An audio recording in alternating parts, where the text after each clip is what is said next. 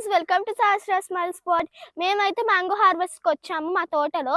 So ఇదిగోండి, మ్యాంగోస్కి ఇక్కడ yellow shade వచ్చింది కదా, అట్లాంటివి మేము కోసేయాలి. చూడండి, ఇక్కడ కారుతుంది కదా, ఇట్లా రివర్స్లో పెట్టి భూమి పైన పెట్టేస్తే అదంతా కారిపోయిద్ది.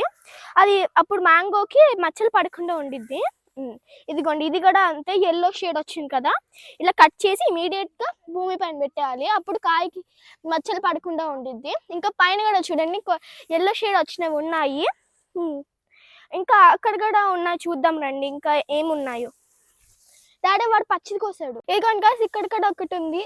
మేమైతే ఇప్పటికి కొన్నే చేస్తున్నాము, వర్క్ అయితే లేదో. ఇదిగోండి, వైట్ కారుతుంది కదా, కాయ పైన పడకుండా మనం జాగ్రత్తగా ఇట్లా రివర్స్లో పెట్టాలి. ఇక్కడ మేము నేల పైన కొన్ని కోసాము, అవి పెట్టేసాం, చూపిస్తాను రండి. ఇదిగోండి, ఇట్లా కారాక మొత్తం కాయకి అవ్వకుండా ఇట్లా పెట్టేయాలి రివర్స్లో. ఇప్పటికైతే మేము ఇన్ని కోసాము. ఇవి 3 days ఆగాలి ముగ్గడానికి. ముగ్గాక ఇవి న్యాచురల్గా ముగ్గేస్తున్నాం మేము. అయితే మేమైతే ఫుల్ న్యాచురల్గా అయితే మేము వీటిని పండిస్తున్నాం. ఈ ట్రీకి కూడా మేము ఏమి పెస్టిసైడ్స్ ఏమి వాడట్లేదు. మేము ఇవి కూడా చాలా న్యాచురల్గా పండిస్తున్నాము. ఇదిగోండి గైస్, మేమైతే ఇట్లా పండేసాము. ఫస్ట్ కింద గోతాం వేసాము, తర్వాత ఎండుగడ్డి వేసి మ్యాంగోస్ వేసి ఇదిగోండి ఇట్లా పెట్టేసాము. తర్వాత ఇట్లా కవర్ చేసేసి మొత్తం ఈ గోతం ఇట్లా పెట్టేయాలి. 3 to 4 daysలో ఇవి మొగ్గుతాయి. మనం 3 days తర్వాత వచ్చి చూద్దాం మొగ్గినాయో లేదో.